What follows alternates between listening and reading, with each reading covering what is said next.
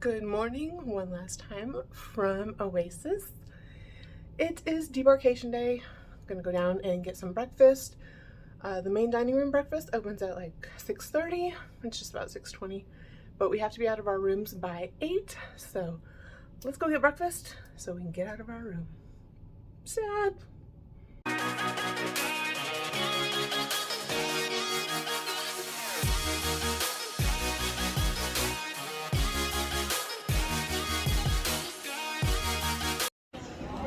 Okay, I found my new way to get to Miami International.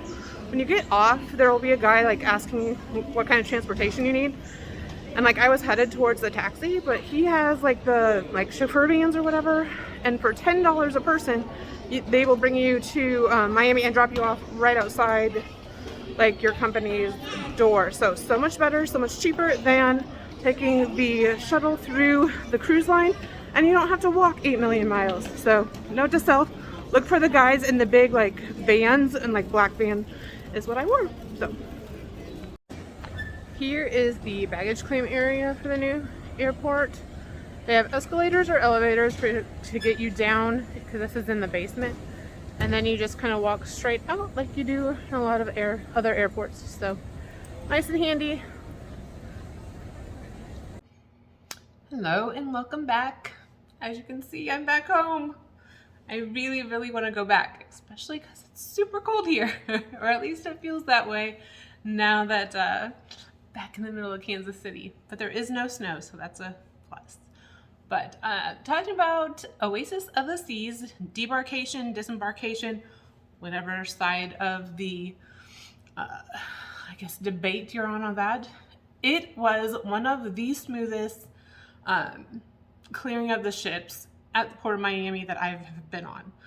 Like on the sailing's Facebook group, there were people like complaining, and I'm just like, guys, this isn't really that bad. I'm like, it's a line, of course, but you're trying to get 5,000 people off of a ship. There's going to be a line.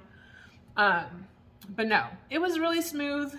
Even like the customs and all that, you just kind of walked through, did facial recognition, never looked at my passport. And then when I got out of the terminal or the port, I was ready to go to the taxis because we had been warned that there was going to be a whole bunch of traffic and construction and all that kind of thing. So I was like, I'll just take a cab to the airport and that'll be easier because they're already there. So I wouldn't have to wait for like an Uber to get there and then head back. But as I walked out of the doors and started heading towards the taxi, this guy's like, hey, are you looking for ground transportation? And I was like, well, I was just going to get a taxi. He's like, oh, well, I have a shuttle. And I was like, okay. So he goes, no, it's right over there. And he pointed, and it's one of the great big like chauffeur vans, probably like 20 passenger or whatever. But he goes, I'll take you to the airport. We just have to wait for other people. And I said, yeah, that's fine. Like, you wouldn't want to take that big old van for one person.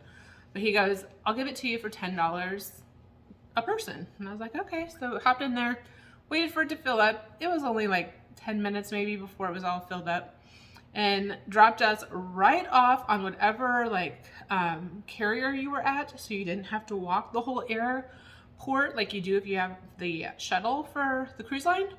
So it was fantastic. $10, couldn't beat it. Of course I gave it a little bit of a tip, just because so much more convenient. So look for that when you're using Port of Miami, because it's been some rough goes here lately down there, but it worked out perfect. Travel days were nice and smooth. They did have a lot of breakfast options this morning for breakfast before you got off the ship. They did start early. It was like 6 to 8 because you had to be out of your room by 8. But like I went to the main dining room and it was 6:30 to 8, and I went at like 6:15 again, and they were open and sat me down. So it worked out really, really well. Yeah, loved Oasis of the Sea. It is a huge ship. You will get your steps in, but it helps disperse the people out. There were a ton of people on that ship, but the only times you really felt it were disembarking, and then like the brunch. It had a line that was pretty big, but like all the venues for what they were, like the activity that was planned in them, they were reasonably sized. Of course, like comedy sells out, but, or fills up or whatever, but that always happens on any ship. And then with them doing comedy in the main theater last night, that really helped. And then, yeah, the big ship, there were tons of different spaces. So if you wanted like the noisy kind of crowd, you could go to one spot, and then they had like the quiet Central Park area. I really liked it. It was well laid out and well planned. The only complaint I have about like that Central Park central area that I had a balcony off of was the times you would typically want to take a nap, like in the afternoon. It was really loud. Like there was a lot of music. You could hear it from the pool deck. You could hear it from down below. So like if you would have kids taking naps, it wouldn't be possible. And if you're like me, where we go big at our excursion and then you want to come back and relax, it's a little hard to do that with blaring music. But loved it that I could see outside, kind of see what the weather was. And I did like in the evening when they would have jazz and like guitar playing and stuff like that down in the Central Park area, that I could just sit on my balcony and listen. That was definitely a plus. Pros of the Oasis. Always, always, always will be the staff. They are amazing. They are dedicated. They want you to have a great time on your vacation, and they'll kind of do whatever it takes. I had a whole bunch that like to joke around with me this time, but I think it's because I like played back, and I was easily offended, so it was a lot of fun. We were always going back and forth and yelling down the hall at each other and all that. So I'm sure my neighbors hated me by the end of the trip, but I had a great time with them. And then the food, very well seasoned, always the right temperature, quite a variety of food. If you didn't like one place, just kind of go to the other. Having that park cafe and that cafe promenade really did help. If you like went to the main dining room and you didn't find anything, you could go and just stop by and get like a little snack on the way back to your room or to your next activity. So that was awesome. I loved the Coke refill cups. Super, super handy. You got to know where they were at, and like there would be a line sometimes of maybe like 5 people, but it moved quickly and you could get whatever you wanted. And they did keep them like restocked, because a couple times like the Coke Zero or the sugar-free lemonade would run out, and like by the next time I would need a refill, it was already changed out. So props on that. Let's see, entertainment, of course I'm gonna say that I loved it because that's the way I went on the ship.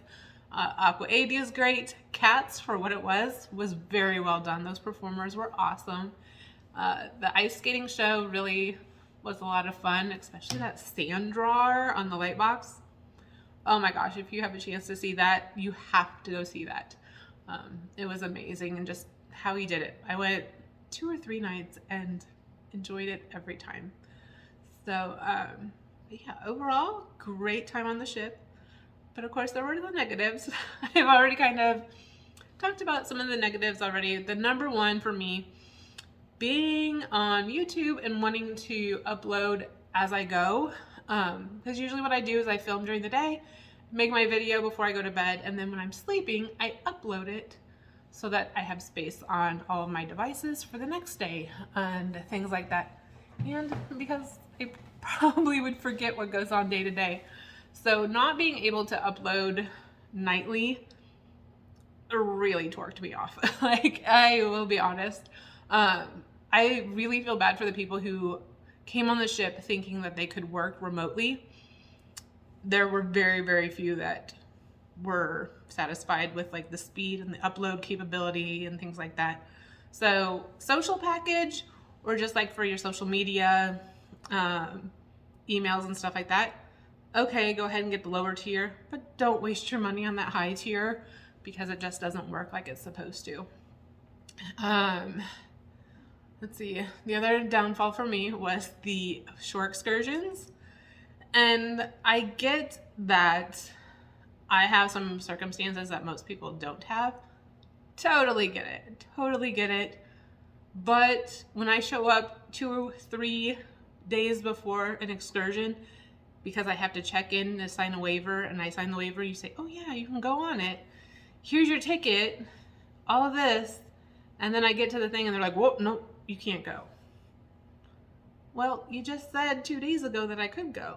So get on the same page, get organized so that I would have time to pick what I would want to do versus what I would have to do because it's the only thing that's left. Well, I had a good time doing the dolphin swim.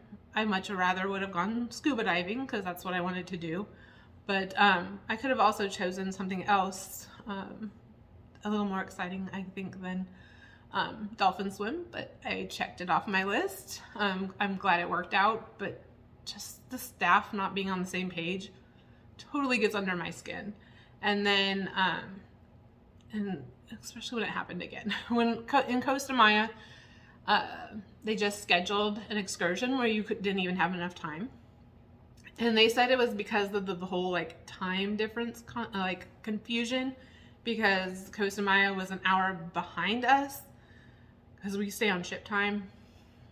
Whatever, you guys do this every week, so you should have it down pat by now. But not giving enough time for an excursion made me mad. And then when we come up with the solution of, oh, I get to go early and do the things that most people do at the end just before, and then they come back on it and are like, no, we can't do that. Well, you just told me and you even called me. So they told me at the desk that they could do it and that I would just come early. And then they called me 2 days later to make sure I remembered that I could go early to get the full time. And then I show up at port and I couldn't do it. That gets under my skin. Like, just get organized, get on the same page, things like that. But I would go and recommend that excursion, Costa Maya, also the healing ritual. Just do it earlier in the day. Like, actually, the earlier the better, because then you could hang out at the VIP area for like the whole day. So definitely do that. But other negatives, I really don't know of any. There wasn't a marijuana smell that I smelled. There may have been like a few people that came in like off the islands that smelled like it, but it wasn't like ship wide on some other fleet. And then there were a ton of kids. There were a ton. And for the most part, they were all well behaved, under control, held to expectations, which again is not like another cruise line. So heck, there was like 2 high school bands there. I think they said that of like the total number, at least like 2,000 were between like 17 and like 12 or something like that. There were a ton of kids and it was spring break, but they were very well behaved. Some were a little annoying, but that's going to be any kind of kid group or whatever. But overall, very well behaved, not pouring ice cream down the hallway, things like that. They rode the elevators, but they were polite and they would move to the sides and let you go to where you needed to go, and then they would continue riding the elevators. So not a big issue like on some other lines. And I think that was just kind of like the staff also held them to kind of a higher expectation. So props to that. That was the good thing on it. Yeah, overall, great trip. If you have any questions that I can maybe answer, let me know. But takeaways, don't buy the high tier package for internet. Pick your dining time, whether it be early or late, pick it and make it for the whole week so that you can have dinner every night. Definitely book your shows, even if you don't know the schedule or whatever. Schedule your shows for like early in the week, and then you could have times to like reschedule later in the week. Definitely do that so you don't miss out completely. And if you wanted any of the specialty dining, make sure to book that, because I know that was way booked before we even got on the ship. But yeah, great time, great ship. Got to do some amazing things that I can check off the bucket list. But definitely made those memories and not dreams, and lived every day as a gift, because that's what it is. So make sure you like and subscribe. I'm going to take a few weeks off before the next adventure, but make sure to hit the notification bell and you will know when I'm on my next adventure. See you next time. Holly D, traveling after transplant. Thanks for being here.